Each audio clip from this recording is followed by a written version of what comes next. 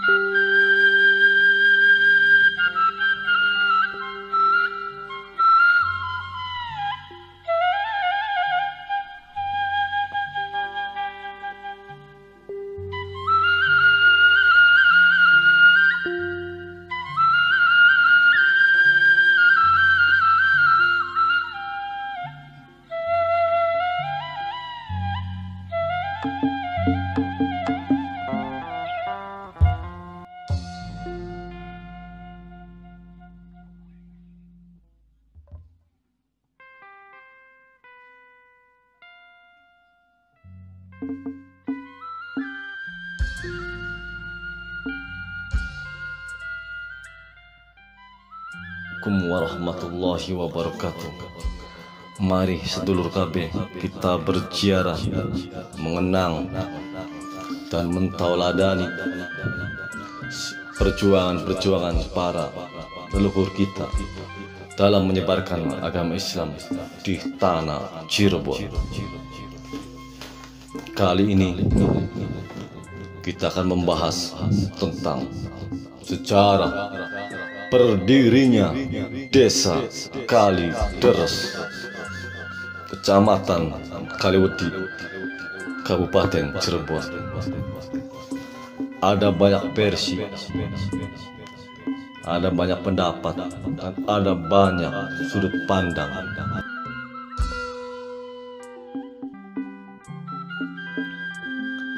Marilah kita simak sejarahnya.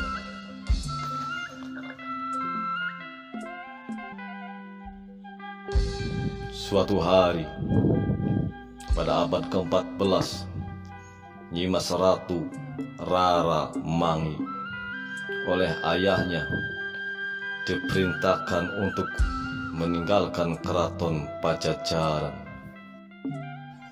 untuk mengembara ke berbagai negeri. Ayahnya bernama Ki Ageng Sepuh, seorang penasehat di lingkungan kerajaan Pajajaran.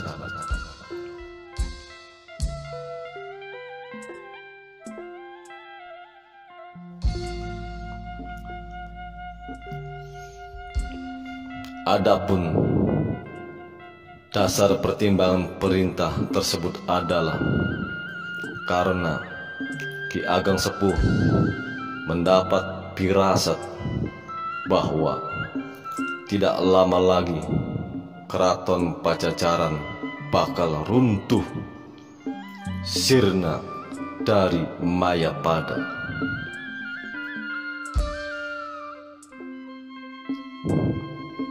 Dan Prabu Siliwangi beserta para sesepuh negeri melakukan ngahiang ke alam lain.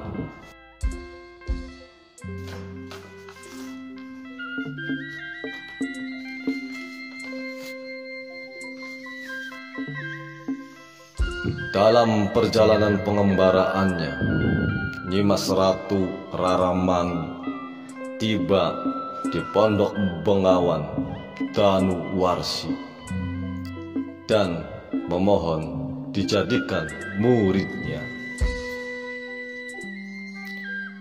Namun Pegawan Danuwarsi tidak mengabulkannya, melainkan memberikan saran agar Nyimas Ratu Raramanggi berguru kepada Mbah Kuwu Cerbon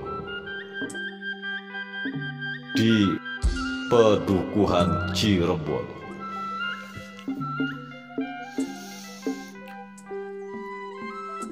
Di tengah belantara menuju ke Pedukuhan Cirebon, Nyimas Ratu Raramanggi bertemu dengan Jaka Semirat.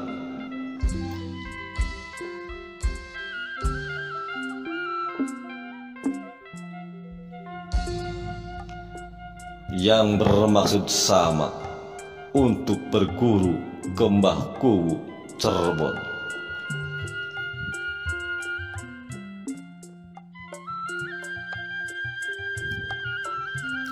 Kepada Jaka Semirat, Nyimas Ratu Raramanggi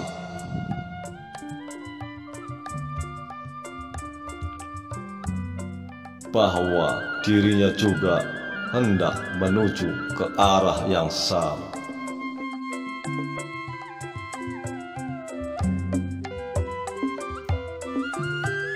Namun disampaikan pula, ia hanya bersedia menjadi murid Mbah Kuwu Cerbon, asalkan calon gurunya itu dapat mengalahkan ilmu kesaktiannya.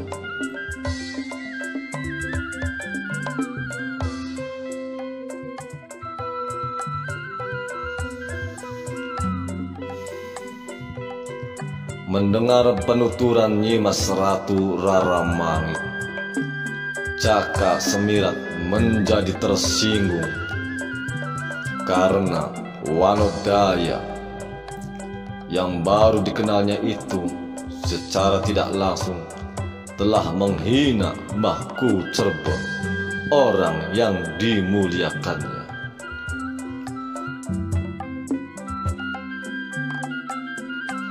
Oleh karena itu, Nyimas Ratu Raramanggi ditantang berperang tanding, dan terjadilah perang yang sangat seru.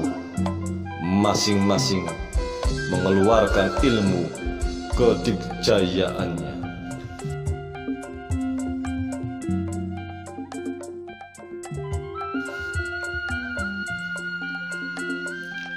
Akhir perang tanding yang memakan waktu lama itu dimenangkan oleh Nyimas Ratu Raramanggi.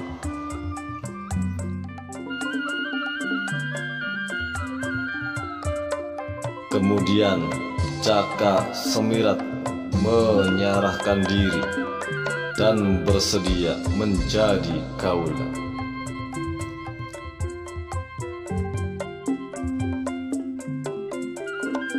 Namun kesediaan Jaka Semirat ditolak Nyimas Ratu Raramanggi dengan halus. Bahkan sang ratu membisikkan ke telinga Jaka Semirat bahwa dirinya jatuh cinta kepadanya dan ingin hidup bersama.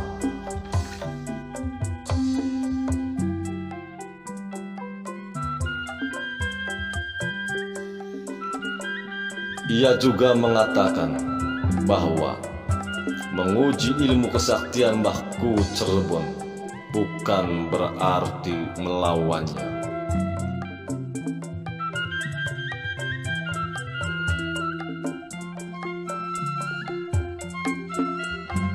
Setelah Jaka Semirat memahami apa yang diutarakan Nyimas Ratu Raramanggi, keduanya bermesraan saling mencintai, bagaikan sudah berkenalan lama.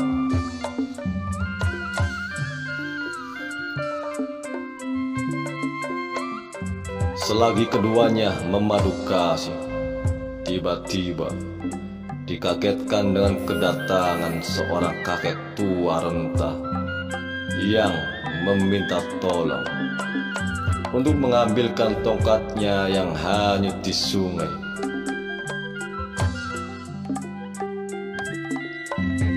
Diminta pertolongan demikian, keduanya sangat gembira karena mereka juga bermaksud akan mandi di sungai. Maka tanpa banyak catur lagi, kedua insan yang sedang dimabuk asmara itu segera terjun ke dalam sungai. Sambil bercanda, mereka berebut tongkat milik sang kakek. Namun tongkat yang direbutkan itu tidak bisa dijamah karena licin seperti seekor belut dan seolah-olah mempermainkannya. Oleh karena itu, Caka Semirat dan Nyimas Ratu Raramanggi menjadi sangat penasaran dan terpaksa menggunakan ilmu kesaktiannya untuk mendapatkan tongkat itu. Akan tetapi, meski keduanya telah menguras ilmu kesaktiannya, tongkat itu masih tetap terapung dan tidak bisa diambilnya. Bahkan tongkat itu seperti mengejeknya.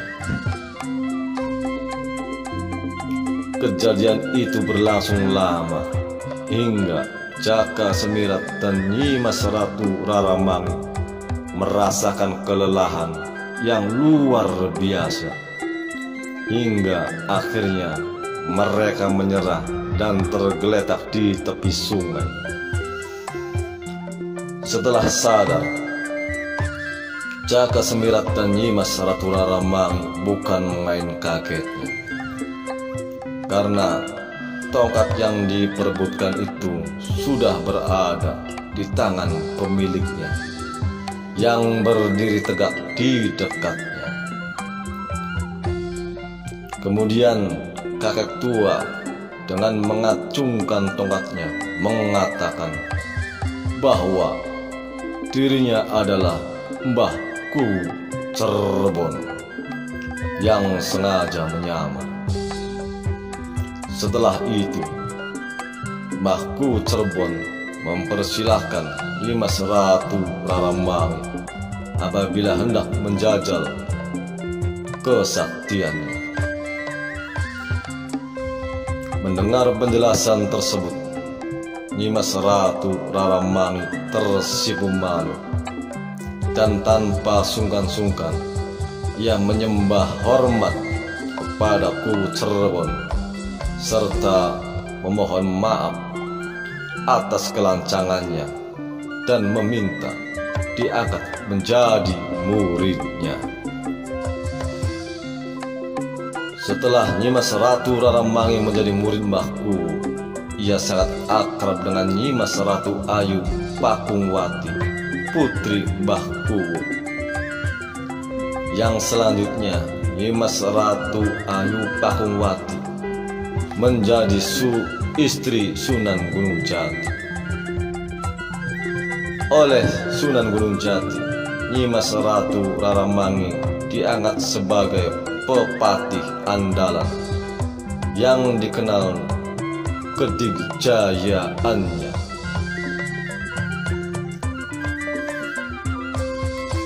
Pada suatu waktu, Nyimas Ratu Raramanggi diperintahkan untuk mengawal istrinya Nyimas Ratu Ayu Pakungwati mengunjungi pondok Nyi Ageng Celangcang yang baru diperbaiki. Namun di tengah perjalanan kereta yang ditumpangi permaisuri Sultan Cerbon itu dihentikan Ki Lelanang, bekas murid Mbah Kuwu yang pernah jatuh cinta kepada Nyimas Ratu Ayu Pakungwati. Menyaksikan tingkah laku yang tidak sopan dari Ki Lelanang, Nyimas Ratu Raramanggi yang bertanggung jawab atas keselamatan Nyimas Ratu Ayu Pakungwati, tanpa membuang waktu lagi langsung menyerangnya. Maka terjadilah perang tanding yang sangat seru dengan berakhir kekalahan Ki Lelanang yang terkenal Dik Jaya itu.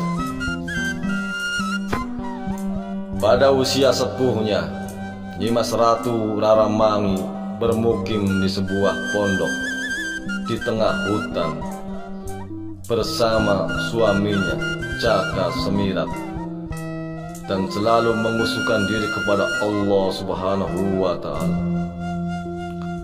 Hampir seluruh waktu yang dimilikinya selalu digunakan untuk berzikir dan untuk membaca Al-Quran. Di pondoknya itu tidak jarang orang yang datang untuk belajar mengaji. Kepada yang baru belajar, diajarkan 2 kalimat syahadat terlebih dahulu sebagai tanda menjadi pemeluk agama Islam. Selanjutnya, hutan di sekitar pondok Nyimas Ratu Raramanggi diperintahkan oleh Sunan Gunung Jati untuk dibabat dan dijadikan sebuah pedukuhan. Setelah menjadi sebuah pedukuhan, hutan itu diberi nama Kali Deres, berasal dari 2 kata kali dan deres. Kali mempunyai 2 pengertian. Yang pertama, kali adalah 2 dalam bahasa Jawa, yaitu 2 kalimat syahadat atau syahadat lain, yaitu kalimat yang menjadi zikiran atau wiridan Nyimas Ratu Raramanggi. Kali berarti 2 dengan pengertian bahwa kita selaku manusia harus mempunyai keseimbangan, yaitu 2 sisi yang seimbang, lahir dan batin, dunia dan akhirat. Deres berarti enderes atau mengkaji atau membaca atau mempelajari Al-Quran. Sering membaca Al-Quran. Jadi, nama Kalideres mengandung makna bahwa setiap manusia harus meyakini, mendalami, dan mengamalkan ajaran yang terkandung dalam 2 kalimat syahadat dan Al-Quran. Nyimas Ratu Raramanggi mempunyai keyakinan bahwa jika seorang ingin mencapai hidup bahagia yang hakiki, maka harus selalu membaca, mempelajari, mengkaji 2 hal, yaitu hal duniawi dan ukhrawi atau dunia akhirat, lahir dan batin. Keduanya harus seimbang. Setelah Kalideres resmi menjadi sebuah pedukuhan, diangkatlah Nyimas Ratu Raramanggi oleh Mbah Kuwu Cirebon menjadi Kegeden Kalideres yang bergelar Nyi Gede Kalideres, disebut juga Nyi Mas Sesangkan atau Nyi Mas Pakungwati atau Nyi Mas Runde Pakungwati. Ketika wafat, Nyi Gede Kalideres dimakamkan di komplek makam Sunan Gunung Jati, Astana Cirebon, yaitu di luar dekat tembok sebelah barat dengan urutan makam Ki Gede Bayalangu, Ki Gede Jagapura, Nyi Gede Kalideres, Ki Gede Kedokan, Ki Gede Weru, dan Nyi Gede Gegesik di Blok Pamungkuran. Pekerjaan Nyi Mas Ratu Raramangin dalam menekuni atau mempelajari dan mengajarkan ilmu agama Islam diteruskan oleh anak cucunya sampai sekarang. Penerus itu antara lain Ki Mas Adi Syahir, Ki Ahmad Nasai, melanjutkan perjuangan Kiai Rasim, Ki Ibad melanjutkan Ki Haji Usman, Ki Asrowi, dan Ki Yasin, melanjutkan Ki Sitimol, Ki Nur Rahman, melanjutkan Kiai Ngarpat, dan masih banyak lagi generasi muda yang berjuang dalam mengembangkan agama Islam. Demikianlah sedikit gambaran tentang sejarah berdirinya Desa Kalideres. Mohon maaf apabila dalam pemaparan sejarah tidak sesuai dengan fakta dan